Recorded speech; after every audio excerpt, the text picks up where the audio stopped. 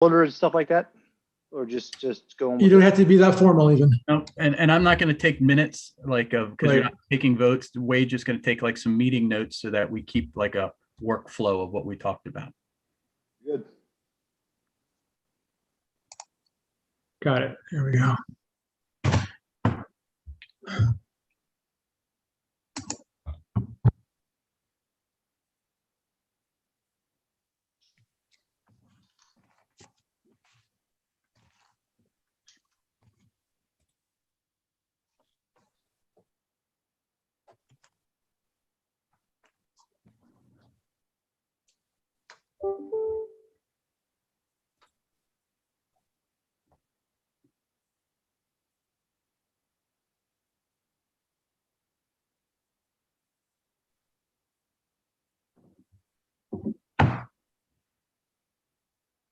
Hi, Susan, you there?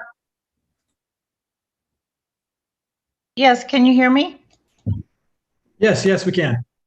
Welcome. There we go. Now I see you. Yeah, I had it off for a minute because I didn't know if you wanted to talk about your own business things first and, Nope, we're having a work session, and so you're a guest, and so we definitely want to, get into talking with you. Okay. Good. We do some quick introductions. You can see everybody's name. I know you know Wade. I guess you know Jay. He's our town attorney. And then Amanda, Martin, and Lexi are planning commissioners, as well as I am. My name is Brian. Oh, nice to meet you all. Thank you for coming this evening. Mhm. Thanks for being here. I think in Jay's initial email, he mentioned that we were looking for a little help kickstarting our process. We're kind of feel like we're moving in mud right now.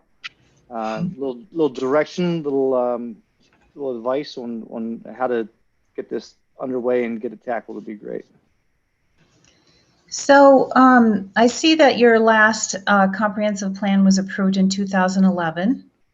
So it's been about 10 years. And it looks like when that was written, there was a lot of energy put into it. And you followed the land use article pretty closely at the time.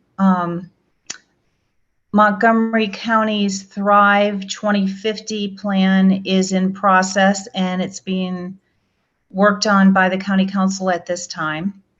I don't know if they had contacted the town and, if you guys have looked at anything there.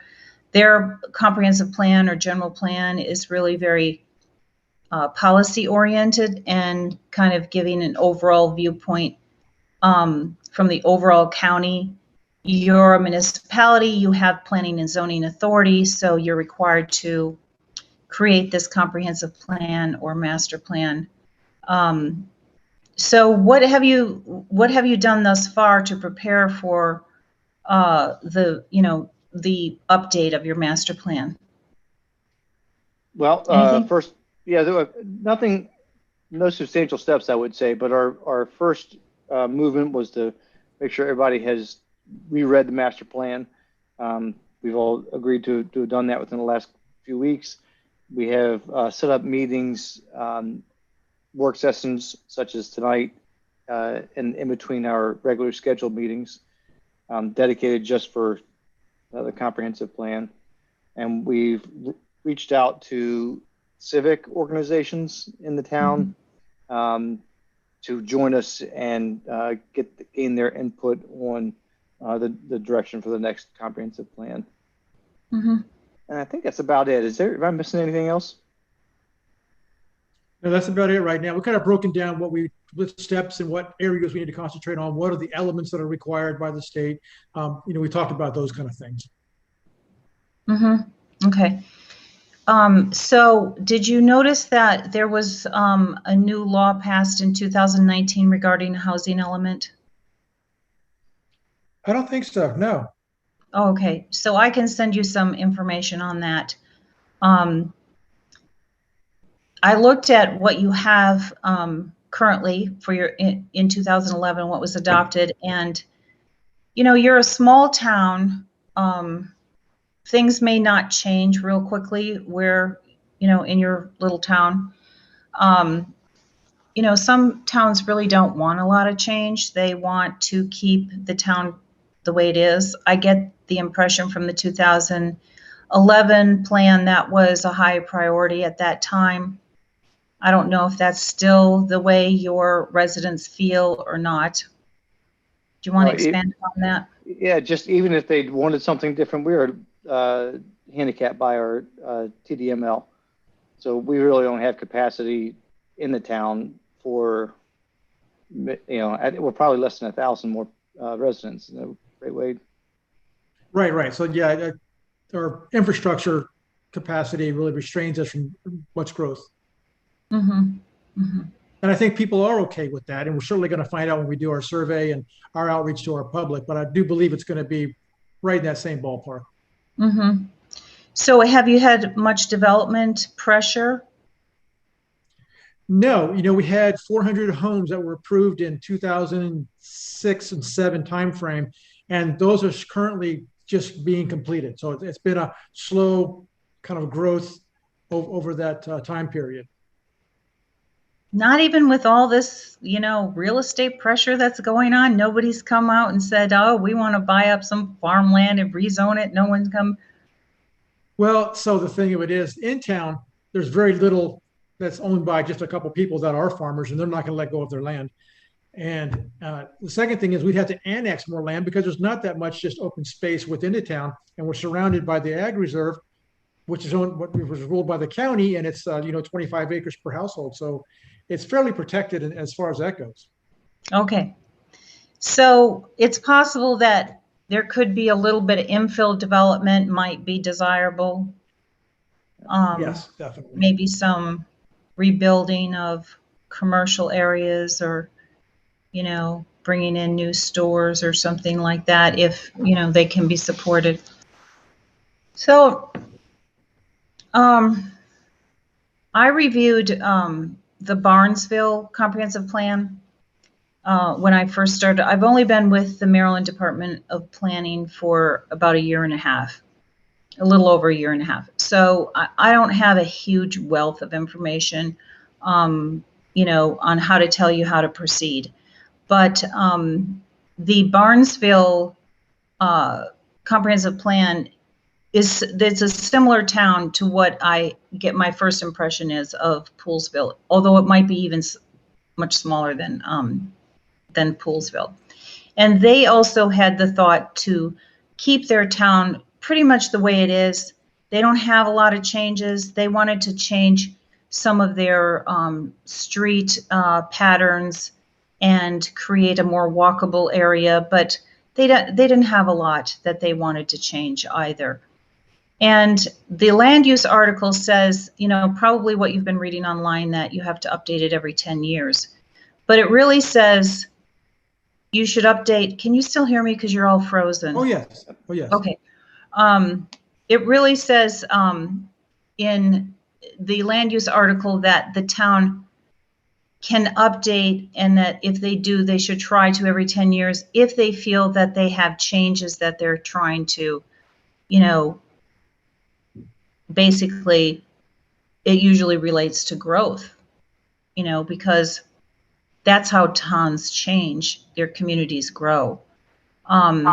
So, are there any specific things about the town that you feel are something you really want the master plan to delve into to make a difference in the physical environment of your town?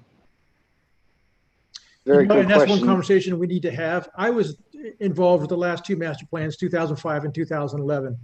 And the 2005 was certainly focused more on how the growth is going to occur. 2011 then changed.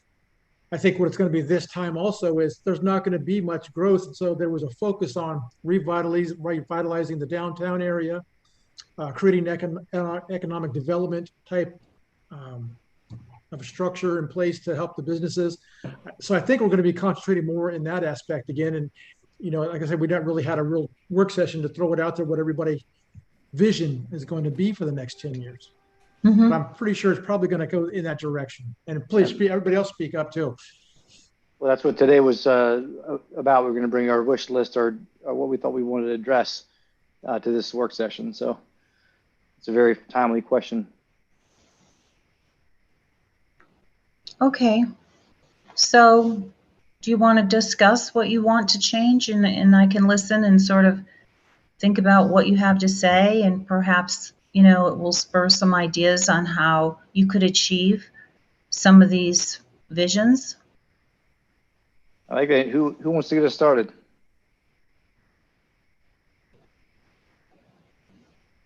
Everybody raise their hand at once. I can start. I may have misunderstood in some respect what we were looking and rereading our current comprehensive plan for. I thought we were reading it for areas that may be lacking or things that we thought were missing, not necessarily the goals that we potentially have, especially because I thought that we needed more citizen input, since it's not necessarily our goals, it's our community's goals. Is that kind of what everyone else was thinking we were doing? Okay, so then I'll share the things that I kind of jotted down.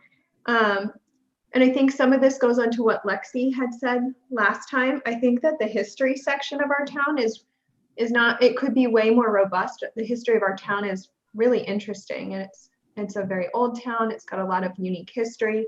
So I think the intro, I would love to see that to be expanded to include information about our community, an intro to the plan, some demographics of our community, income, employment trends, especially because we've had a lot of change in the type of residents who are moving to town. Our town has become pretty desirable lately, and it's hard to get, you know, houses seem to be selling very quickly. So I'd be interested to see if that has changed a little bit.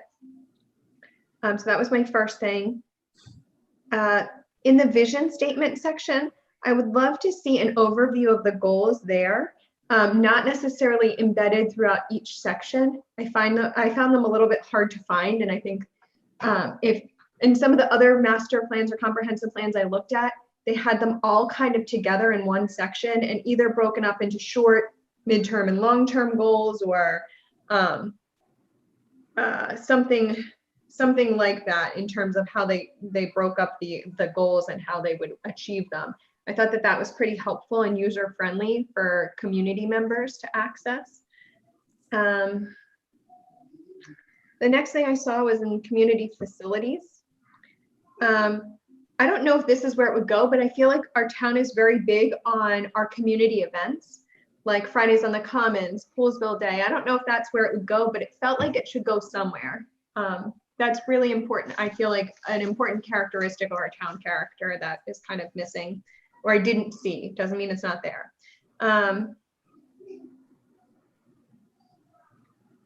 then one thing that was a little bit tricky, and maybe it's just because I haven't read many comprehensive plans, there are so many, there's a large list on the Maryland's Department of Planning's website of the items that must be included in the comprehensive plan. Some of them I had trouble finding because they were tucked in other sections. I don't know if that's typically how it's done. It looked like it was how it was done in other sections and other municipalities and master or comprehensive plans, but sometimes I had written that I couldn't find some areas, but then I found them later in a section I wouldn't have realized they were in. So I'm not really sure if we have everything still or not. I was a little unsure. I'm sure we did for then, but I don't know if there's new things that we need to include that weren't part of previous master plans, if that makes sense. And then the last thing I said was something kind of just on formatting. Some of the master plans and comprehensive plans I looked at were just way more visually appealing, and they were more user-friendly. They included pictures from around the town or how they were set up in terms of section headings, and stuff like that. There were just some different layouts that seemed a little bit more user-friendly and approachable. And because ours feels very policy. Oh, it's got a lot of policy type stuff, and I don't know if that's kind of the expectation or not, but some looked very different. Those were kind of my thoughts for now. Thank you, Amanda. I think I've got very similar items on my list. Martin, you want to go next? Yeah, everything Amanda said sounds great to me. I also one of the things I think should be included is the transportation, like the traffic and walkability, cyclability, how that integrates with our proposed streetscape. Things like changing out all the lights, the street lights, getting the roundabout installed. I also got a text from Joyce from Poolsville Green and asked about how would you suggest climate change apply to our writing of the master plan? Which is a good question, I think. Those are the notes that I have. All right, it sounds good. Lexi? I agree with Amanda. A lot of the comments that I have initially are have to do with just reading the master plan. It is a difficult document. I think we could definitely improve on the layout. I'd like to see, in addition to the beefing up of the history, I'd like to see our objectives. Specifically, I think we should include what is a master plan, like the steps that are taken. I think that's important for the reader to understand that this is a document that is based on input. I felt like I saw that, but that it should be more prominent and it should be spelled out. We went to the town and we got feedback from these groups, and here are some, I think that it needs to be a little bit more detailed. Let's see. I wanted to know, so when I'm looking at this, we talk a lot about what Poolsville's character, but I would like to see something about what in the town do people want to preserve? What is specifically special about Poolsville, and what are we trying to preserve, and what are we trying to improve upon? I mean, the master plan is both of those things. Sometimes it's expanding, sometimes it's improving, sometimes it's preserving. What do the people want? That should probably be part of our survey. Just a lot of little things. I would really like to see what the traffic patterns are. I know when I was looking at the traffic information, the studies there were 2005, 2006, 2008. I'm sure there are some that are more recent that we should tap into. Specifically, can we get a survey that is pre-ferry closing and post-ferry closing, and that we should probably have contingency plans within the new master plan that discuss, how does the town attract, tourism possibly if we don't open up to the ferry, or how do we deal with the increased traffic if the ferry comes back? I mean, I think we need to be aware that we have a flux situation in the next year, and that could be significant. I think there should be some information about fair access. I know that we mentioned the schools and the facilities, but I'm concerned that, even in the original, looking still at transportation, I have that, they wanted to see local transportation to all of the subdivisions in addition to the main route. Well, I know that hasn't happened, and probably it makes sense that if you can walk to a bus stop in 10-15 minutes, that's not too far, but that still means that the middle school area and Tama are not being served, right?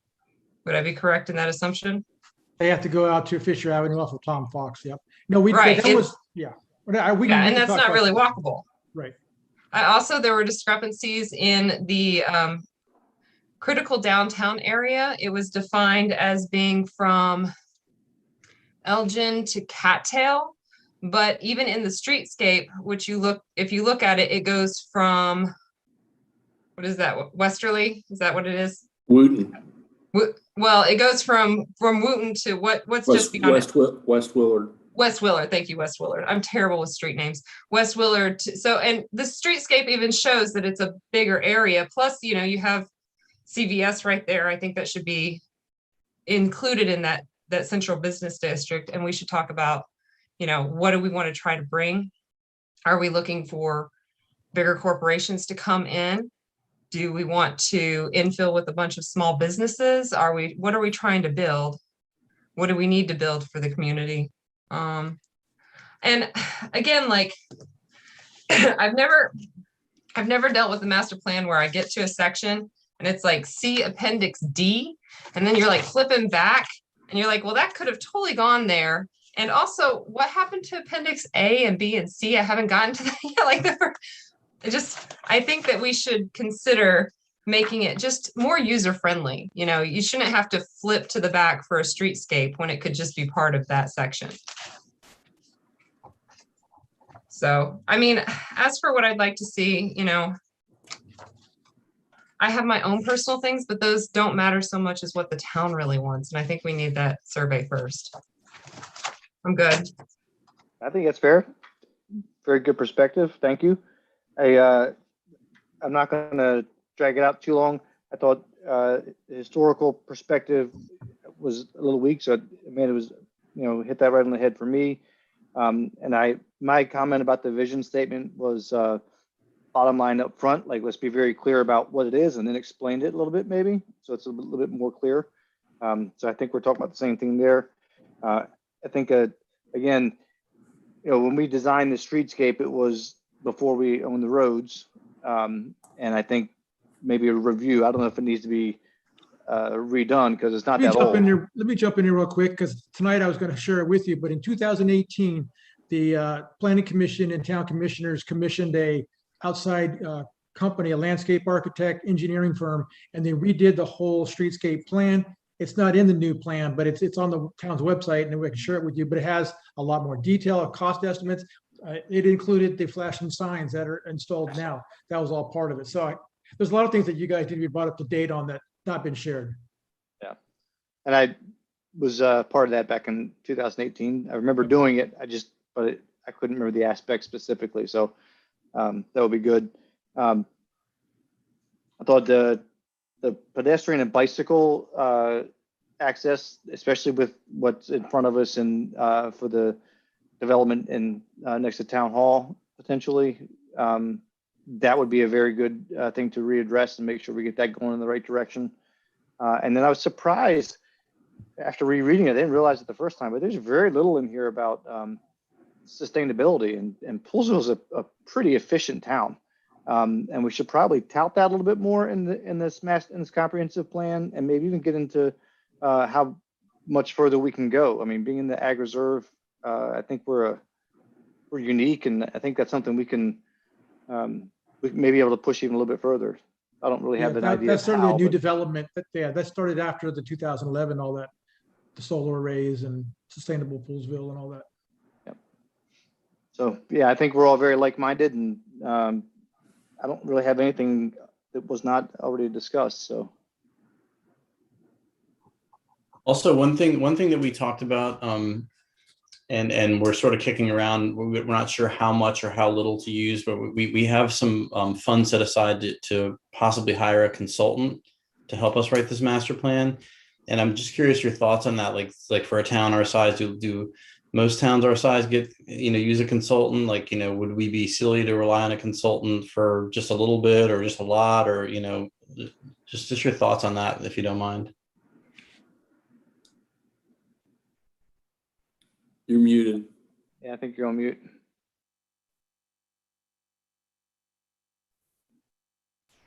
Can you hear me? Sorry about that.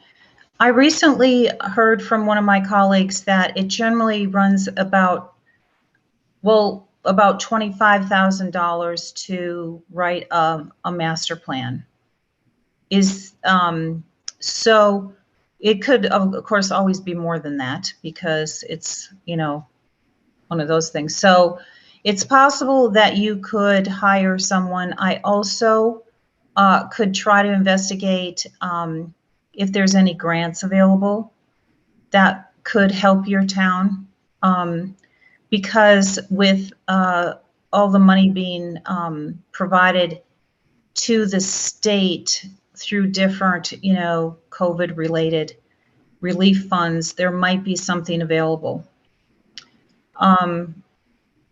So I can look into that for you and see if there's any funding available. Particularly if you write an email and say, "Can you help me with this?" Then I can send it around to my managers and say, "Look, they're asking for help." So that would be a way in which perhaps I can help you with that. What I've heard thus far from you are very, modern, very, they're concerns to everybody today in today's world, and it's changed a lot since 2011. The world has changed a lot. So there's a lot of issues you mentioned that sound like it would be certainly reasonable ideas to put into a master plan. So, not just relying on a grant, because we don't know how that would go, but have you all looked at the comprehensive plan information on the Maryland Department of Planning website? Have you all become familiar with that information? There is I don't know if I can present to you. I don't know if I can take over presentation. Sure. I don't know. I don't know if I know how in Zoom to take over. Well, just hit share where it says share screen. Oh, okay. You should be able to share your screen.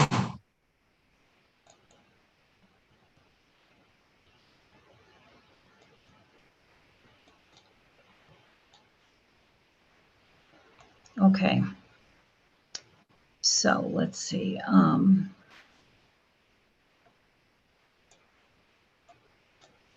I had a couple of sites open because I wanted to show you the housing element information.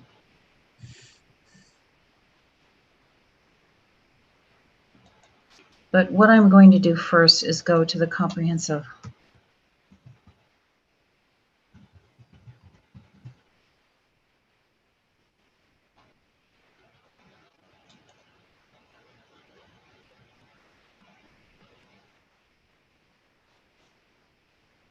Okay, so I can send you an email with these links, but what this Managing Maryland's Growth is a very good document. Although it's a little bit old, it is helpful, and it has a lot of information in it that helps communities, begin the master planning process. And I wanted to find a specific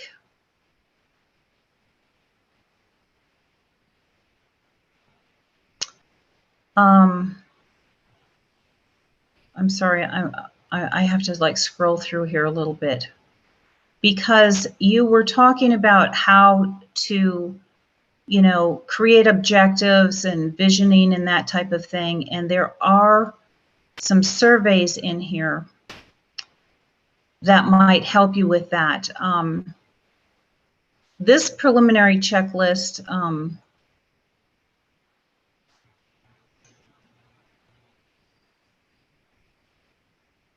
provides questions to just sort of, if you all kind of look through it to decide, what kind of information you're going to be talking about. The land use article link, hopefully it works.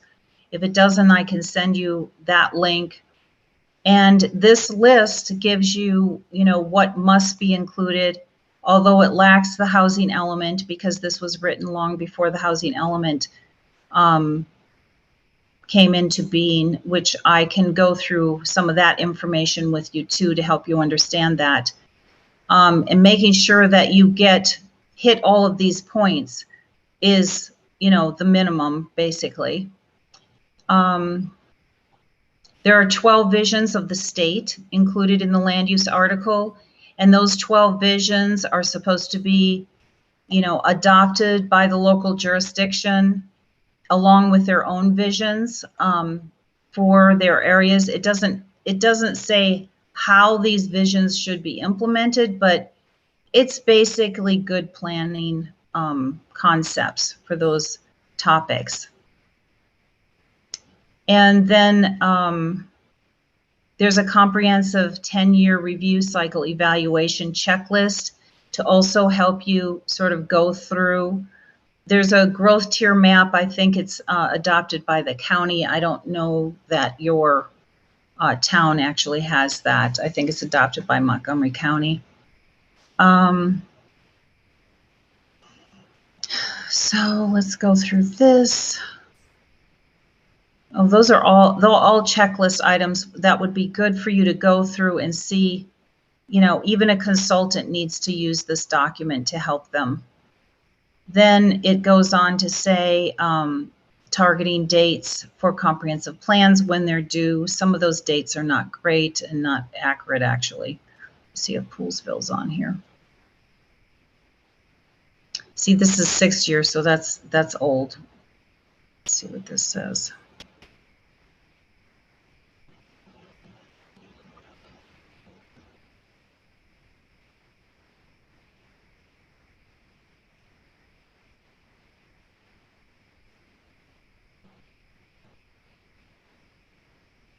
Hmm.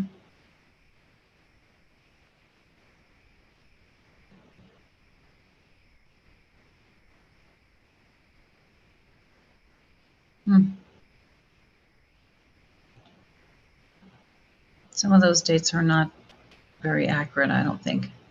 So then here's the county charters, non-counties, and municipalities.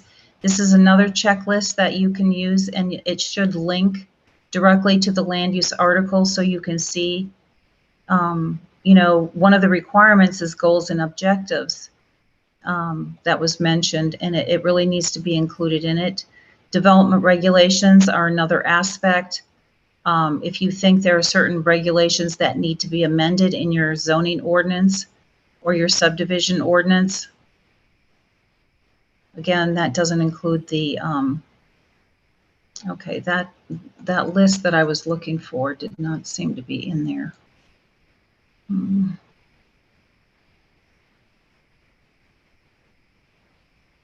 I'm going to have to send you an email with some of the information that I want to convey to you. But the other thing that I wanted to go over with you, if you don't mind, is to go over the housing element information. And do you want me to go through that with you now, or would you rather look at it independently? How would you like me to handle that? I can go either way. I could read it, or we can take your. Let me give you a brief introduction to it. Okay. The models and guidelines for the housing element was designed this past year after the legislation was adopted by the General Assembly. And so this was done in response to that. The housing element wasn't something created by Maryland Department of Planning. It was passed by the General Assembly. And basically what it says is that all jurisdictions with planning and zoning authority need to consider affordable housing in their comprehensive plan. And so this is a good introduction page, basically. And then the next aspect of it that I think is important is, you know, we have a general housing planning. Now, if you don't think you're going to get a lot of housing, you know, you always have to sort of plan for housing to a certain extent for new housing, but there are self-assessments in it that help the community through housing visioning, housing analysis and policy, and housing implementation and regulations. The most important aspect of it is to look at the housing data information. And this is a dashboard that provides your community. It can be specific to Poolsville.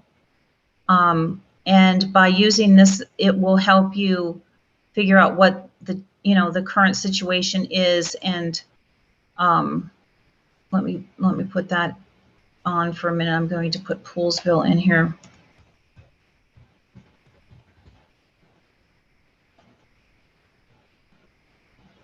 Okay, that's your community. And basically what it's saying, what it provides here is a series of information that you can add to your housing element.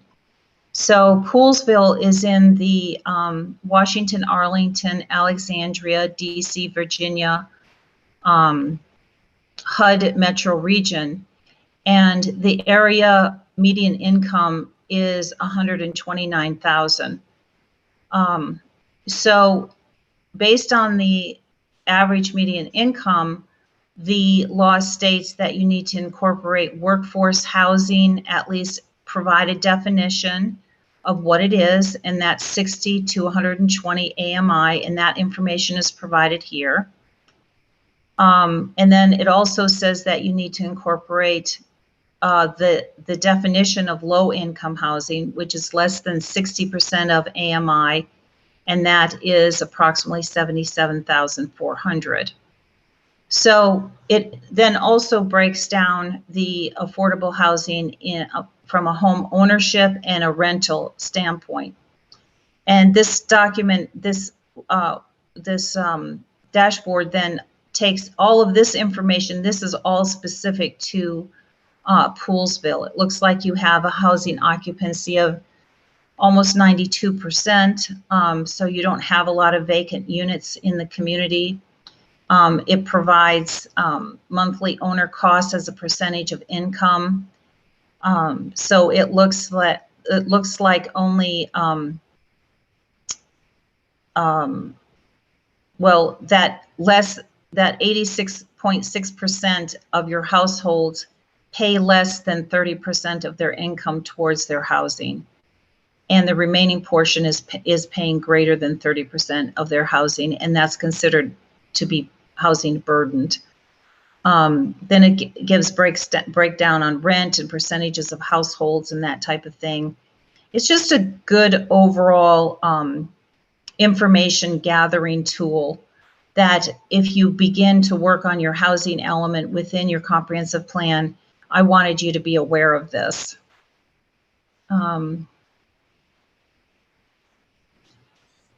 So that's a few websites you can go to look at, see if there's information that we can be helpful to you about it. It sounds to me that you have some transportation planning issues you want to look at in the community, and having some sort of survey that sort of outlines what are people interested in most, and then creating your visions and your goals and objectives through that surveying and having a lot of discussion.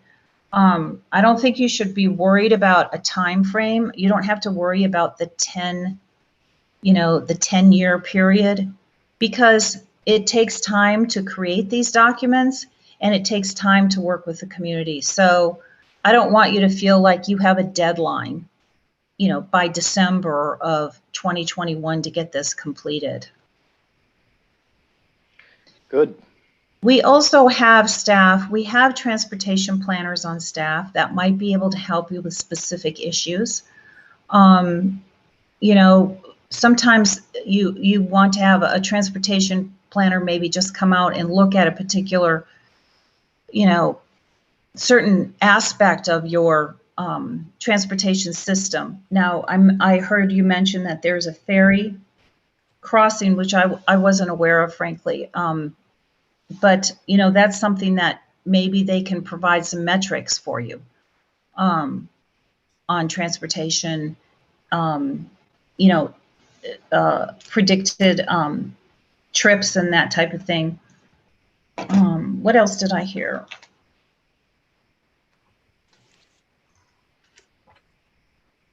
There's a lot of interest in making sure that the history section and the historic preservation for your community.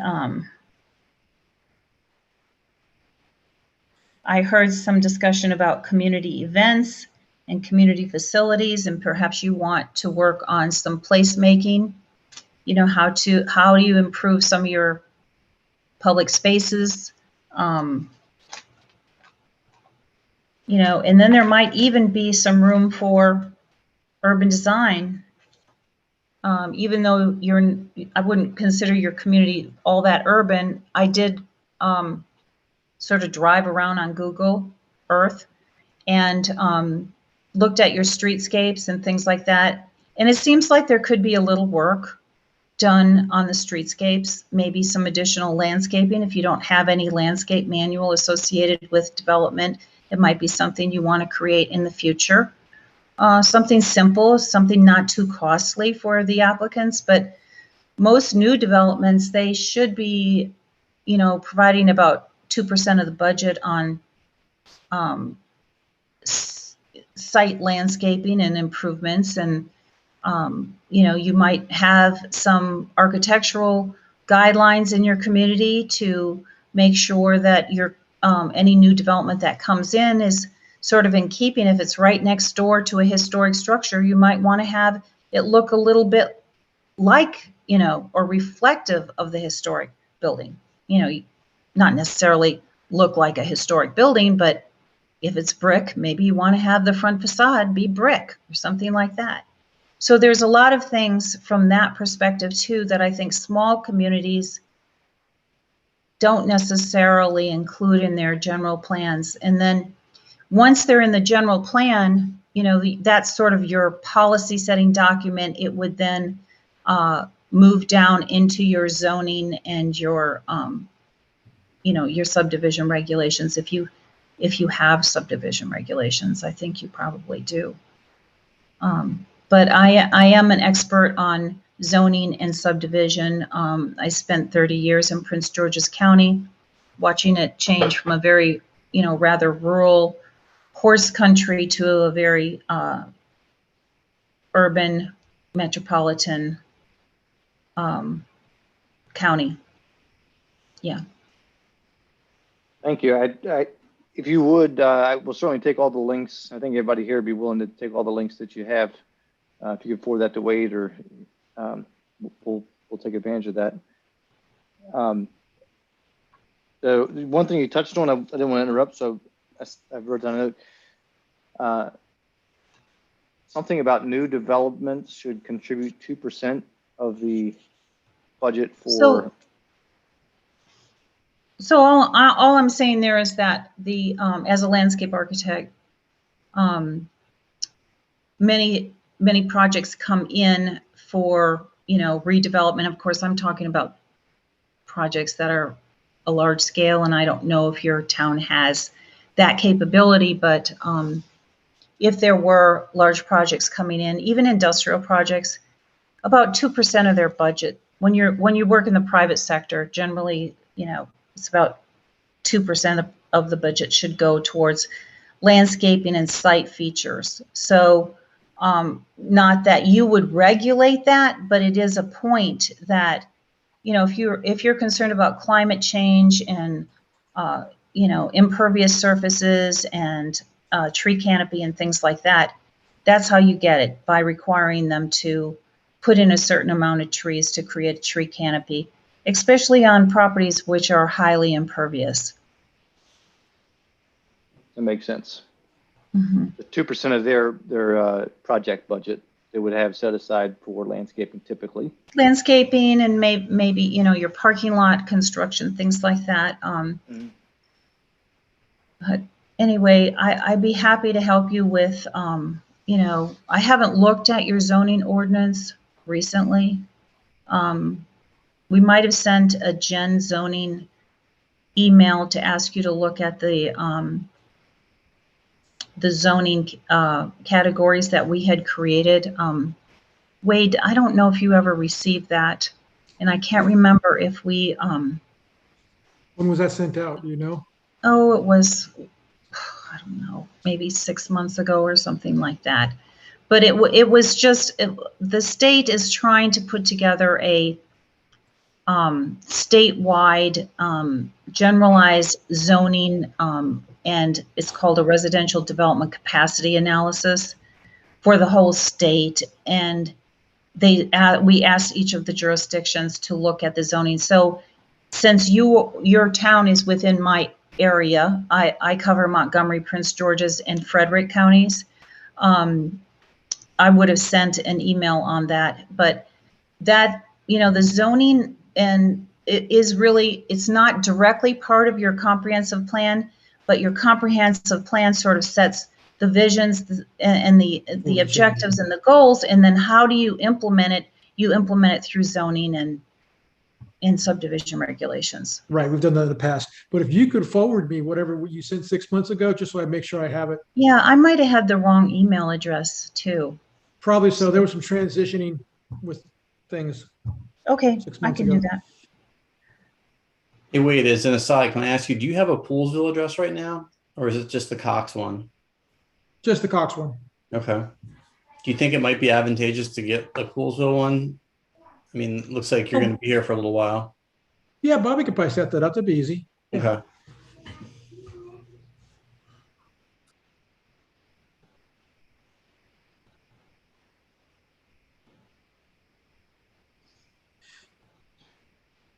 This has been very helpful so far, Susan. Thank you very much. Is there anything else that you wanted to bring up or anything else from the group that we wanted to ask, Susan? No, I don't think so. I just want you to know that, you know, that's part of my job is to, as your regional planner, to help you with certain aspects. And I'm happy to come to your planning board hearings while these types of things are being discussed. Sometimes we just listen in, and if any questions came up, you know, we could try to answer them for you if you get stuck. You don't have a planner on staff, do you? No. Just Wade, you're the city. I have a lot of hats. administrator? That's right. Okay. Okay. All right. So yeah, I mean, I'm willing to, and I'm glad you contacted me early, because a lot of times once the document is written, people are very hesitant to make any changes to it, you know, and they've gotten so far into it, they don't want to think about anything beyond what they've already decided they were going to think about, you know, and they don't want to introduce new topics to the community because they're trying to negotiate a certain, you know, aspect of what they want to have happen. And so there's, you know, it's good to talk to us early. And there's, you know, we have environmental planners, we have transportation planners, we have the state data center is within the Maryland Department of Planning, so they can give you information on demographics and you know, that type of thing. And if there's a particular person, if you decide to break it up among yourselves and you're going to sort of say, well, one is going to take on this particular aspect of the requirement, like public facilities or, you know, community facilities, and somebody else is going to take the transportation section and somebody else is going to take another section, you know, that person can be kind of the point person. And then I can connect you with a transportation planner or the state data center or whatever. You see what I mean? I do. I like that Okay. idea. Then I think that was one question I was just going to ask. It sounds like, you know, you're a zoning and subdivision specialist, I think is what I heard you say. Well, that was my old job. And today I'm a regional planner and I supervise the Baltimore office. Okay. So now I'm a regional planner and I'm not supposed to be looking at the minutia of the zoning and the subdivision regulations, but I can't help it. Well, what I was wondering is potentially when you send the links for us of different things on the site that we should check out, would it be possible to send names of contacts that are transportation planners or environmental planners who we might ask to come to certain times to ensure that we're on the right track? I sure can. Well, thank you. I just have one more question, and this is again from Joyce, who's I believe the president of our local board, Poolsville Green, and she's asking me if I wouldn't mind asking you, how is climate change addressed in other town master plans? Well, so what I would like to do for that is to talk to our resource conservation unit, and that's where that issue of climate change is really centered within that unit, and they will probably be one of the contact groups for the environmental and sensitive features. So what I have seen in the past has to do with resiliency and water quality, mainly the water resource element. And so, they have certain specific, they're a bit more scientific than I am in regard to that. I tend to be a little more on the landscape architecture end of it, which is, let's talk about green roofs, let's talk about tree planting, let's talk about stormwater management perhaps, although all your stormwater management probably runs through the county for new developments and that type of thing. Did you hear that? We're about to have a storm. Mm-hmm. I guess I lied. I have one more question too. Okay. And this is sort of a little bit off track, but you said that you asked if Poolsville had a planner on staff. Mm-hmm. I'm just curious, is that typical for a town our size that they would have a dedicated planner? Well, so the population is about 2,500 to 3,000. Is that correct? It's about between 4,500 and 5,000, I believe, or is it a little higher? So you're close to 5,000. So yeah, so some of the planners for these smaller towns are really like planners and kind of the city administrator too, because they do a bunch of jobs. They do the planning, but then they also will do inspections, and then they'll be writing grants, and I just think they do everything, to tell you the truth. Any problem they end up handling. And then sometimes it's a part-time clerk that does a lot of the paperwork for the towns. Got it. And I know that there's a couple small towns up in Frederick where they actually have planners, but then the other small towns that I know of, they have a planner who is contractual and maybe only deals with planning issues on a as needed basis. I don't know what their financial relationship is, but I do know one planner who seems to be handling quite a few, actually more than one in Frederick County. I can give you some names, but it shouldn't be construed as a recommendation.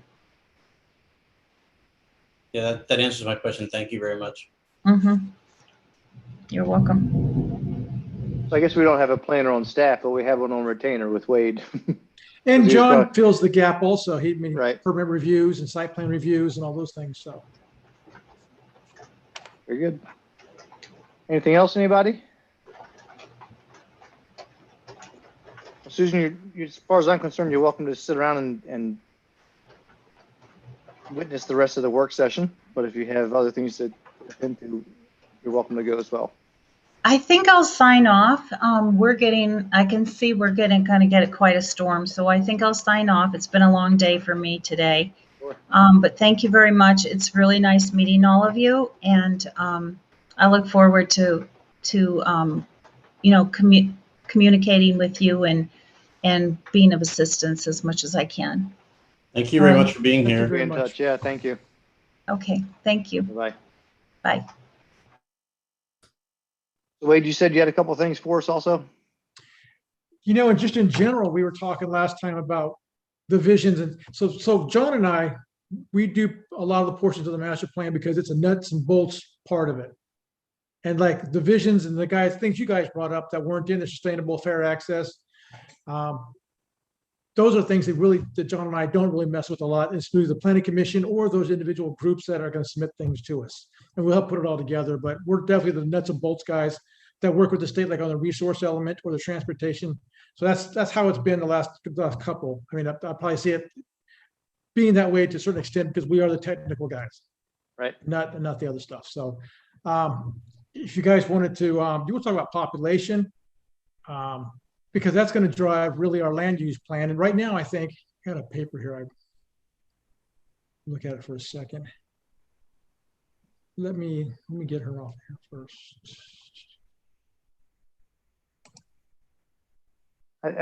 There might be one thing that we should clear up, and because I may be working under a false assumption. So if I could just ask a question, I guess. We have the Willard property in front of us now. We have the I can't remember the name of the Bricken. Thank you. Bricken property also in front of us now. Are there any other more than 4 or 5 home? I mean, what other land is out there that could be built out residentially? The Werther property, which is behind the elementary school, that's about 25 acres there. It's zoned half acre, I believe. That could be, but they've been asking also, but the allocation's not been there for them. Right. John, what else is there? I mean, the Hart's property's already been through it. So the Jameson Cattail property where the well is, the Cattail. Yeah, they have 4 taps right there. That's not zoned appropriately, but it's not zoned right now. All it is 2 acre zoning. Yeah. So what's zoned? I think that's about it. Yeah, and then let's see. You end up with on Bud Road. There's that one gentleman who still has 4 taps. He's going to probably come in ask for 1. He's been allotted those 4 taps, and then. I know the Quito property is being drilled right now. You may have seen it. That's at the intersection of Westerly and Fisher Avenue. They're, with the borings going in, I suspect they're getting ready to submit a preliminary plan. But they haven't contacted us yet. And it's 1s and 2s and maybe 3s at the most. Okay. Let's talk about population for a minute. And we know that the master plan says not to exceed 6,500. So the state's website says we have 5,278. That's at the beginning of this year. In 2010, I took the census data and I've been counting houses and keeping track of them at 3.2 persons per household, which is what the state uses. And that turns out that we should have about 5,692 people in town. We have 1,549 single family homes and 353 townhomes. So, and then looking at the data from like the middle school, they've increased to 375 students, and that's 12% increase over a 5-year period. So that just tells me there's more families probably moving into these homes, and 3.2 is probably an accurate number. So I wouldn't be surprised if we do come out that right now we have 5,600 folks in town as far as the population goes. Okay. That's just one thing. So our constraints we've always talked about was the wastewater, but I think we need to start thinking about our water also. And I'm going to tell you that because well 4 and well 14 are not online, and 14 is part of the Westerly Grove subdivision that's supposed to be brought online with them, and then 4 has just been out of service and it's supposed to be tied together. So we have those 2 wells out of service or not in service yet. And as we look at the master plan, if you saw the portion in the drinking water section, and it talks about the state has a requirement for 100 gallons per person with the monthly peak of 140 gallons per person. Well, in 2000, there was a policy adopted by the Commissioners of Poolsville that says that the well field shall be capable of producing. That means it's not really pumping because you can't withdraw that much water, but it has to be able to produce 140 gallons per person with the best producing well not in operation. Now, I don't really know currently where we are with all the water as far as how much we're able to produce right now. I've been looked at records since they've left, but I will be getting into that pretty soon. And it says that we have to have a capacity to produce a peak demand of 600 gallons per day per household. So that's a lot of water. And I don't know if we're even there right now, but that's a policy that was adopted and no one really speaks to that at all. It's not been talked about for many years because we've been had to, but now the build outs are occurring. Westerly Grove is being built on. The well's not coming online. I think it's going to be an issue. Okay. So is there, we probably, did you say it's a pretty old policy for 600? It was in 2000. Yeah. Is that one of those things that commissioners would have to reverse it in order to change it? Is it like, did it have any kind of an expiration on it? It did not. It was a vote, and it was, I think it was a 3-2 vote. It was very contentious argument. And Martin, to get to that, the water saving devices within the town may have changed the characteristic of Sure. everything. Well, it sounds like it needs to be revisited, and I think that, you know, once we get Kathy Mims' report, and I'd like to actually see, this is for a different meeting, but I'd actually like to see a second person, like a neutral person, just so we have like redundancy, because it's such an important issue.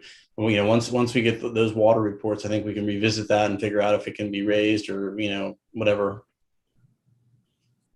But I agree with you, Wade. I think we really got to be careful with that. I mean, that's a big concern of mine. Yep. If that's the case, then maybe that's something we need to think about with this comprehensive plan and water efficiency standards for development of new homes. Yeah, John, are those in place already through the county? Yes, they are. State? Yeah, They're in place, and people are pretty, well, you can't buy certain things anymore. Right. They don't exist. Such as faucets and heads and toilets and various things that are just not available to buy. I don't know if you remember, if you would have gone back when the federal government passed certain water restriction laws on the types of toilets and stuff, there was a big kerfuffle about that. So there's a lot of items are not available to give you what you got back in the 1960s. Right. And so when Kathy Mim is a hydrologist. She's been doing the town's well systems, all the pervious areas. She calculates everything that comes out of each well, bringing each well online. She helps us with the radionuclides, interfaces with the state with us on all these issues. So she has just a great knowledge of our whole well system and aquifer. So she's doing a report. It's going to include climate change. It's going to include the impervious areas. It's going to include things we've just not had in a report for a long time. So this is going to be a great thing that we're probably going to want to incorporate into this master plan, so that it's, you know, in a document that's for the public and goes forward. Great. So you have I'm assuming, Wade, some notes on what we've all already discussed about things we really need to make sure we address in this master plan. A page and a half of scribbles.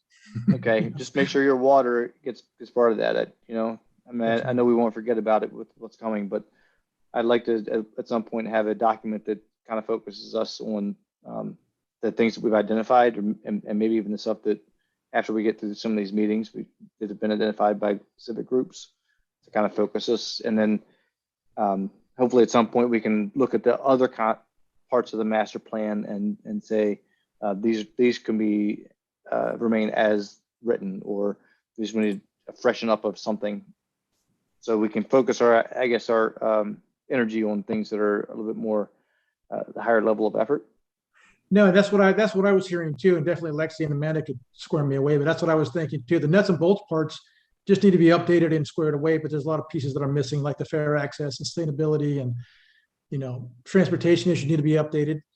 We know that already. And back to Lexi, when you were asking about the county transportation thing.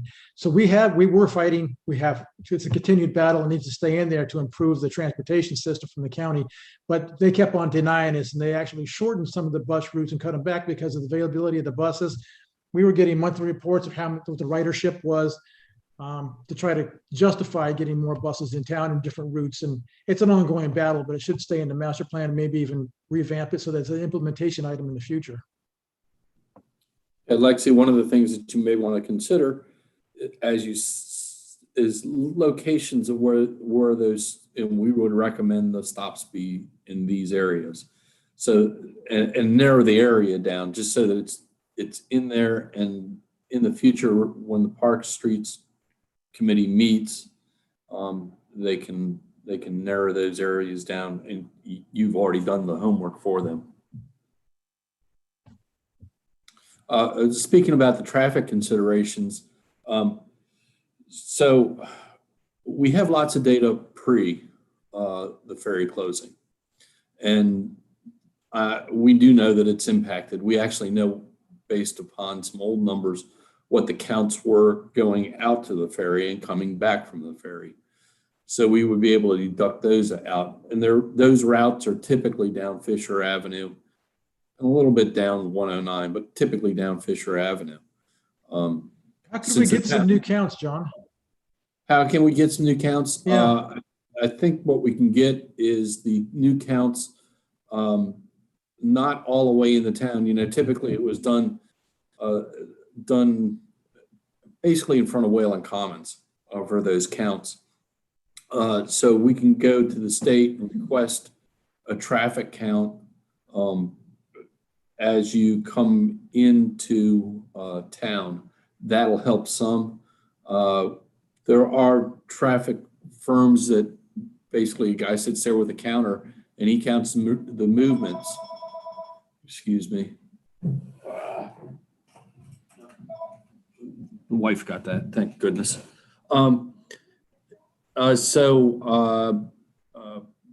The traffic counts for turning movements and things like that are going to be done actually by the high school at the Wooten intersection, Fisher-Wooten intersection, because we have to get, as part of their traffic study, that intersection is going to be necessary so we can determine how they're affected. So we should be able to get a fair amount of information, and then we can fill the gaps.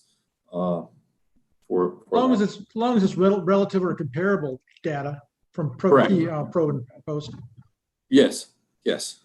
Yeah, there's just a slight gap that you would have in the locations, but it would develop that picture of how traffic flows. Okay. I can go through the new streetscape plan, and actually that was part of an implementation item from the previous planning commission that said it needed to be redone and put into a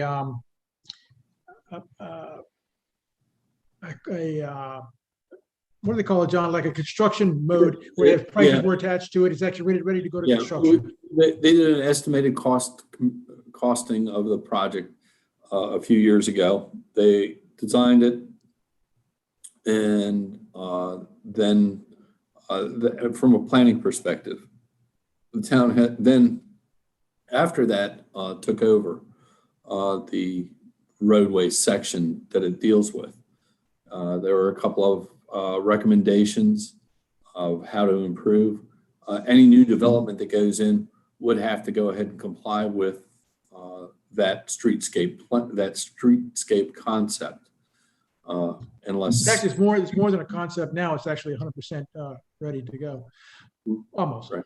So, yeah. But that was all part of the increased economic development, tourism, by creating a sense of place, by doing all the streetscape, and really it spoke to what Susan had said about plantings and bump outs, and the traffic patterns are going to change.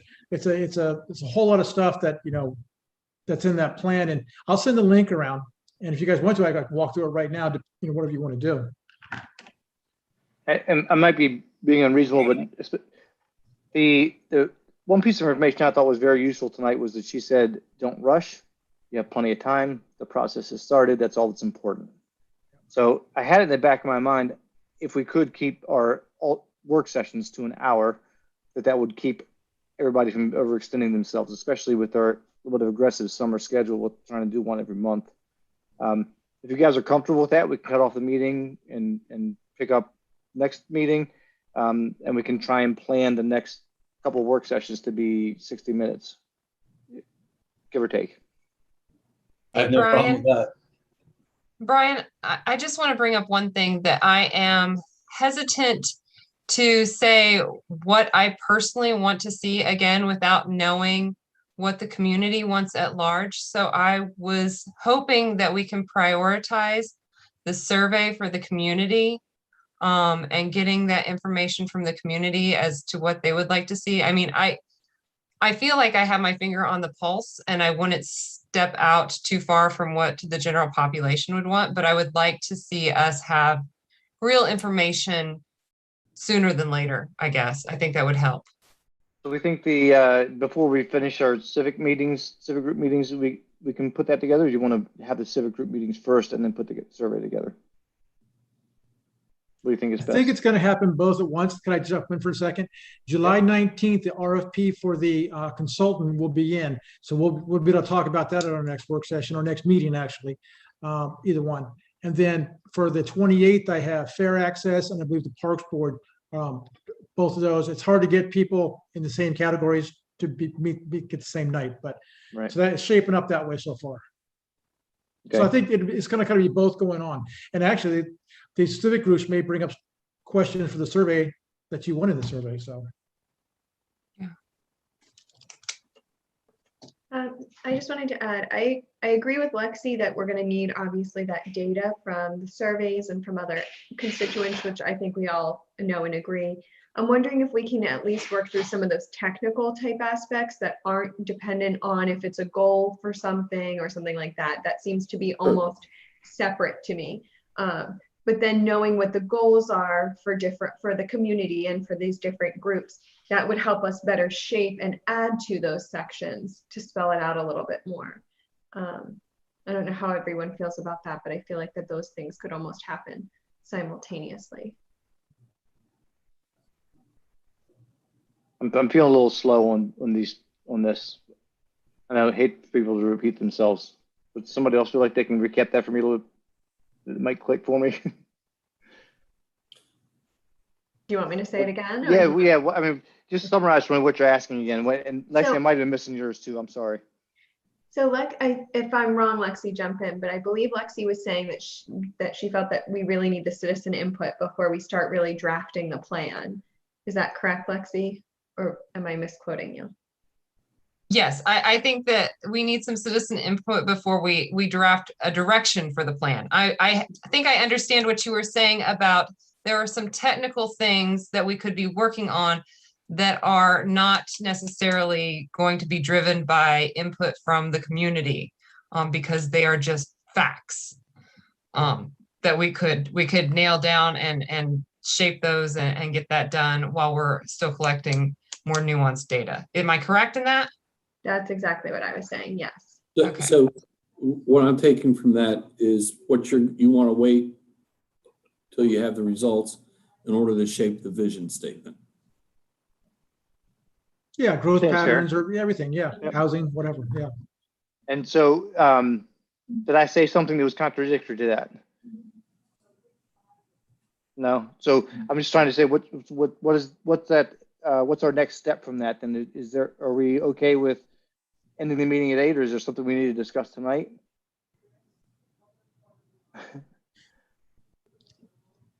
I think I'm good with ending the meeting at 8. I don't know if anybody else is. And then Wade said, and I didn't know this before that, but it plays in nicely that by our next commissioners meeting, we'll have the RFPs back, and we can move quickly on that to bring in a consultant that can help us get it written, and will probably, tell me if I'm wrong, Wade, but help us know the questions to ask, right? I think that's probably even the biggest thing we want is. They're going to want to pick our brain, probably look at the last survey questions. Yeah, they're going to pick our brains and see what do you want answered? What do you want you want a vision? So you want to know what population, you want to know what people want. They'll know how to put the questions together, obviously. And that's meeting what we're talking about here, right? I'm sorry, I know it's sounding very fundamental, but that's what you guys are talking about, making sure we get that process started so it's not holding us up. Yes, I think we're all yes. Okay, I'm sorry. It's Are you still on vacation?